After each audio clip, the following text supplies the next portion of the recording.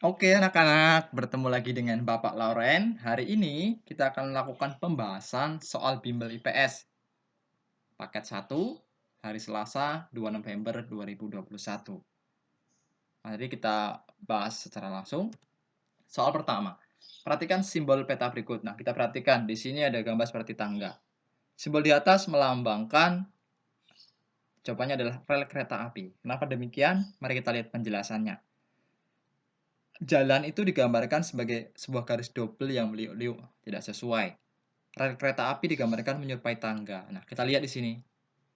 Sesuai yaitu menyerupai tangga. Bukan kota kecil, bukan kota administratif, ya. Yang sesuai adalah rel kereta api digambarkan menyerupai tangga.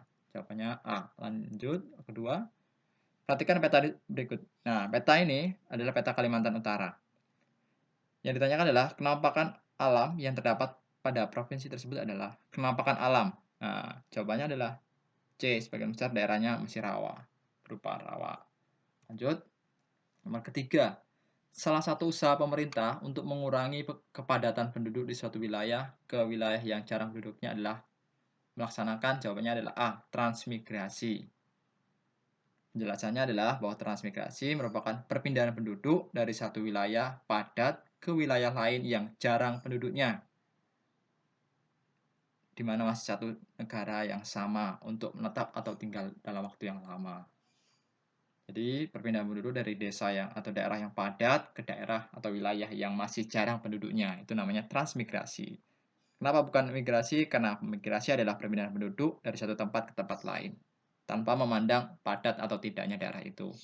Lalu urbanisasi, kalau urbanisasi adalah perpindahan penduduk dari desa ke kota. Jadi bukan dari padat ke daerah yang sepi, tapi dari desa ke kota. Lalu imigrasi, masuknya penduduk ke dalam suatu negara dan menetap tinggal. Jadi orang yang datang dari negara lain datang ke Indonesia untuk menetap tinggal, itu namanya imigrasi. Lalu ada emigrasi. Emigrasi itu keluarnya penduduk dari suatu negara untuk menetap tinggal atau tinggal lama. Jadi misalkan dari Indonesia keluar dari Indonesia untuk menetap tinggal lama di negara lain. Nah, jadi jawaban yang tepat adalah transmigrasi, perpindahan penduduk dari daerah yang padat ke wilayah yang masih jarang penduduknya. Lalu yang keempat, kita perhatikan tabel berikut. Ini ada 7 nama suku bangsa, ada Makassar, Tidung, Selayar, Toraja, Sangget, Talaut, Banjar, Bugis. Suku bangsa yang berasal dari daerah Sulawesi Selatan adalah D, 1, 3, 4, dan 7. Nah, mari kita lihat penjelasannya. Jadi, ini adalah ada contoh 5 suku yang ada dari Sulawesi Selatan. Ada suku Makassar, ada suku Bugis, ada suku Mandar, ada suku Toraja, suku Bentong. Nah, yang terdapat di sini ada Makassar, ada ya nomor 1. Lalu ada Bugis, nah nomor 7.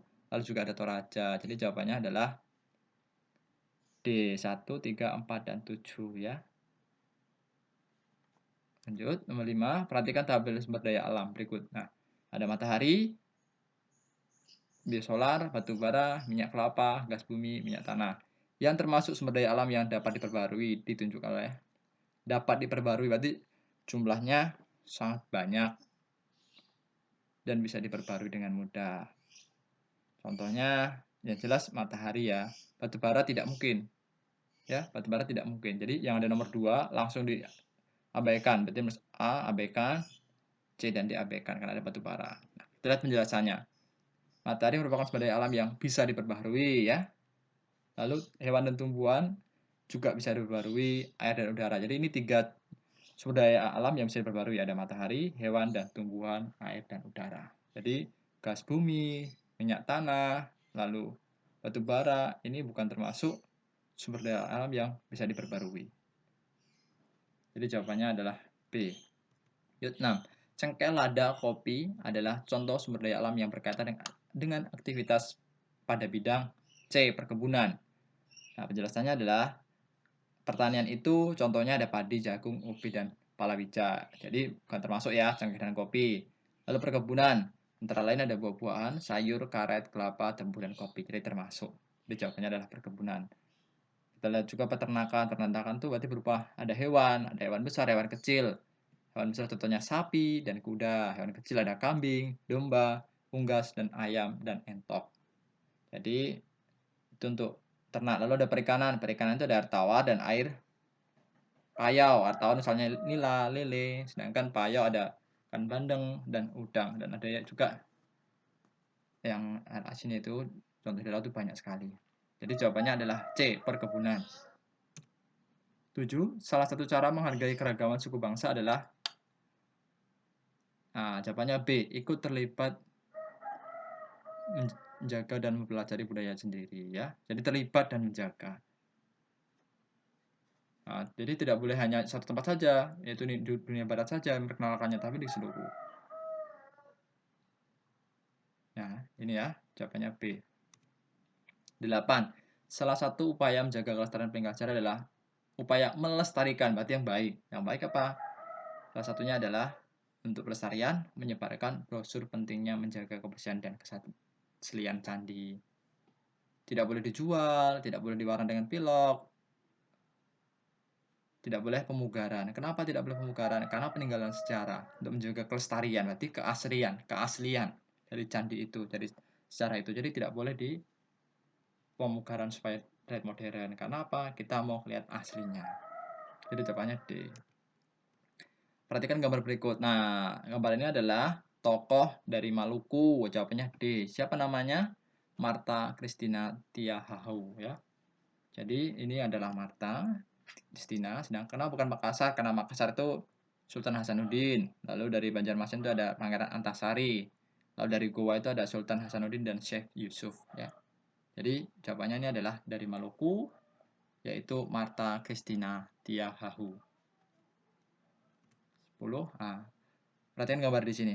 Gambar di atas adalah gambar peninggalan sejarah Islam. Nama bangunan tersebut adalah Masjid Raya Medan ya.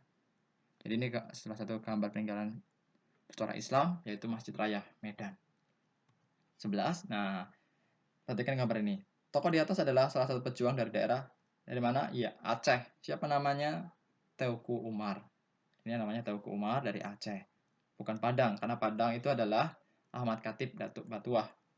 Lalu dari Banten itu ada Sultan Ageng Tirtayasa, lalu dari Demak itu ada Pati Unus.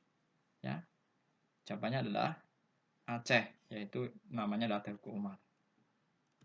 Lalu kita lihat di sini, perhatikan lambang koperasi lama berikut. Ini gambarnya perisai dan bintang pada logo koperasi di atas melambangkan adalah perisai dan bintang.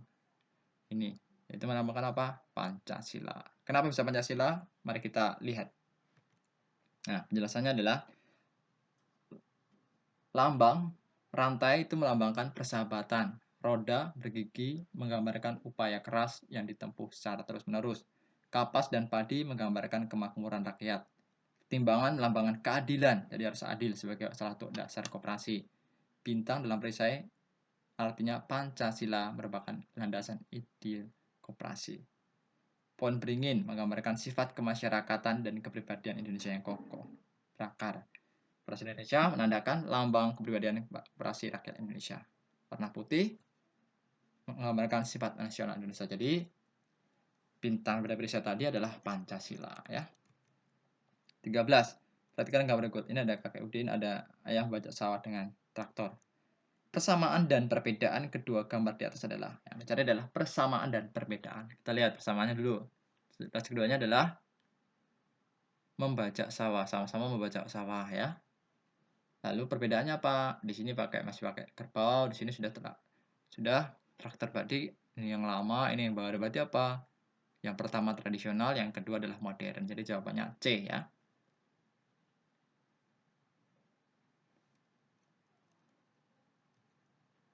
Pada tahun 2015, pertanian khususnya padi di Indonesia mengalami gagal panen akibat kekeringan. Untuk itu, pemerintah Indonesia membeli beras dari beberapa negara tetangga. Dalam hal ini, Indonesia sedang melakukan kegiatan impor ya. Penjelasannya adalah, kenapa impor? Bukan ekspor, bukan barter. Barter itu adalah pertukaran barang. Jadi kita punya barang, saling tukar barang. Sedangkan ekspor adalah proses pengiriman dan menjual barang atau komoditas dari suatu negara ke negara lain. Indonesia mengekspor hasil pertanian ke Malaysia, contohnya. Jadi dari negara kita keluarkan, kita jual keluar, itu namanya ekspor. Sedangkan impor adalah proses menerima, memasukkan, atau membeli barang atau komoditas dari suatu negara ke negara lain. Contohnya Indonesia mengimpor barang-barang teknologi dari Jepang. Dan salah satunya mengimpor beras ketika gagal panen. Jadi jawabannya C, impor. 15.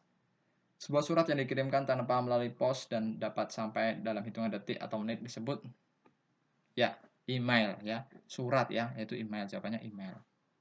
Ya. Surat pos itu biasanya dalam waktu yang lumayan lama. Transfer itu bukan surat merupakan pengiriman uang ya. Misal juga bukan surat.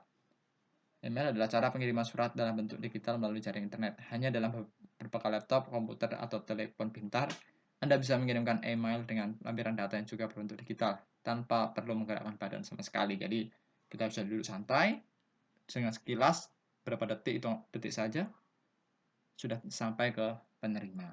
Jawabannya adalah D, email. Ketua BPPKI adalah D, Rajiman Widyo Diningrat. Jelasannya ada, nah di sini. Lahir di Jakarta, meninggal di Ngawi, lalu dia adalah seorang dokter yang juga merupakan salah satu tokoh pendiri Republik Indonesia. Ia adalah anggota dari Organisasi Buruh Umum. Pada tahun 1945, terpilih untuk memimpin Badan Penyelidik Usaha-Usaha Persiapan Kemerdekaan Indonesia atau BPUPKI. Jawabannya adalah D ya. Nah, perhatikan gambar berikut. Peran tokoh tersebut pada masa persiapan kemerdekaan nah ini adalah Muhammad Hatta. Muhammad Hatta itu perannya adalah sebagai proklamator kemerdekaan bersama dengan Insinyur Soekarno. Lalu sebagai pengetik itu ada Sayuti Malik. Lalu pembuat naskah itu juga ada banyak, ya. Ada Muhammad Hatta, ada terlibat juga ada Insinyur Soekarno, ada Ahmad Subarjo. Jadi yang ditanya ini proklamator, ya. Tokoh ini adalah Muhammad Hatta sebagai proklamator. Lanjut. Pulau berikut yang wilayahnya terbagi menjadi dua pembagian waktu, ya, dua pembagian waktu yaitu Kalimantan. Kenapa demikian? Kita lihat. Pembagian waktu itu ada waktu Indonesia bagian barat, waktu Indonesia bagian tengah, WITA, lalu waktu Indonesia bagian timur, WIT. Nah, kenapa Kalimantan? Kita lihat. Ini daerah-daerah yang ada di bagian barat, ya. Ada Jawa, Sumatera, Kalimantan. Nah, Kalimantan termasuk ya, hingga Madura. Lalu WITA. WITA adalah Bali, Kalimantan bagian utara, termasuk lagi Kalimantan ya. Tadi di sini termasuk timur dan selatan Sulawesi Tenggara, barat hingga Nusa NTT. Lalu yang timur adalah ada dua pulau yakni Maluku dan Papua. Jadi hanya Papua dan timur di sini tidak ada yang lainnya ya, Maluku dan Papua. Jadi yang ada dua adalah ya Kalimantan. Dia termasuk ke WIP dan ke WITA, waktu bagian tengah dan waktu bagian barat. Jawabannya B. 19 dan 20 ini sama ya soalnya. Negara ini adalah negara terkecil di Asia Tenggara dan posisinya strategis sebagai jalur perdagangan internasional. Jadikan pelabuhan ini di negara ini sebagai pelabuhan tersibuk di dunia. Negara yang maksud adalah negara Singapura. Ya. Negara ini terkecil di Asia Tenggara, tetapi posisinya sangat strategis. Ya. Yaitu Singapura. 21. Negaranya berbentuk republik dengan kepala negaranya adalah presiden. Mata uangnya adalah peso, mayoritas agama penduduknya adalah Katolik Roma, Islam, dan Protestan. Negara yang dimaksud adalah Filipina. Kita lihat penjelasannya. Bentuk Filipina, negara Filipina adalah republik. Ibu kota Filipina adalah Manila. Kepala negaranya adalah presiden. Mata uang Filipina adalah peso. Lagu masaknya adalah lupang hinirang. Nah, di sini sudah ada peso kan? Cocok ya, peso. Lalu dia republik, lalu presiden. Ya. Oke, lanjut. 22. Negara di benua Asia yang memiliki daerah terluas adalah ya Cina. Ya. Indonesia masih kalah dengan Cina ya. Jadi nomor satu di Asia, benua Asia adalah Cina. Nah, kita perhatikan gambar peta benua Afrika. Ini ada peta benua ya. Ini benua Eropa. Di sini juga ada Afrika. Nah, kita lihat. Negara Spanyol adalah sebuah negara maju di benua Eropa ya, benua Eropa. Dengan sebagian besar daerahnya berupa padang pasir. Letaknya tepat di atas benua Afrika dan bersebelahan dengan Portugal dan Prancis. Negara Spanyol ditunjukkan nomor 1 ya. Kenapa bukan nomor 2, 3, 4, dan 5? Jawabannya 1. Karena nomor 2 ini adalah Prancis nih, di sini Prancis. Lalu nomor 3 itu di sini United Kingdom. Lalu 3 itu di sini Jerman, lalu ada Sweden ya. Jadi nomor 1 adalah Spanyol tuh di sini. Ini Spanyol. Spanyol, lalu Prancis, Jerman, United Kingdom, dan Sweden. Jawabannya adalah nomor 1. 24. Petra adalah seorang karyawan kantor di sebuah gedung bertingkat. Suatu ketika terjadi sebuah gempa bumi dengan kekuatan 5,2 skala Richter. Langkah seharusnya dilakukan oleh Petra pada situasi tersebut adalah B. Masuk ke dalam kolong meja sampai aktivitas gempa berakhir. Kenapa masuk kolong? Karena ketika masuk kolong, ada benda jatuh, kita akan terlindung dari meja itu. Ya. Jangan lari. Jangan lari berhamburan. Ya. Jangan lari masuk ke dalam lift. Jangan juga lari berhamburan. Diam di tempat dan tidak bergerak. Jangan. Jadi, usahakan cari, misalkan ada kolong meja, langsung lari ke kolong meja. Supaya ketika ada benda jatuh, kita terlindungi. 25. Perhatikan pernyataan tentang keadaan alam sebuah negara di benua Amerika. Nah, ini terdiri dari gugusan pulau, daerah bagian barat terdiri dari pegunungan panjang yang membentang dari Amerika Selatan sampai Alaska, memiliki banyak sungai, diantaranya sungai Lawrence dan Mackenzie. Terdapat danau The Great Bear, Slave, and Raider. Ciri-ciri kemapakan alam di atas adalah dari negara Meksiko. Nah, jadi Meksiko bukan Amerika, bukan Kanada, dan bukan Brasil ya. Itu jawabannya. Mungkin silakan dicek punya anak-anak, disocokkan dengan bahasan hari ini. Jika ada pertanyaan langsung hubungi ke wali kelas masing-masing.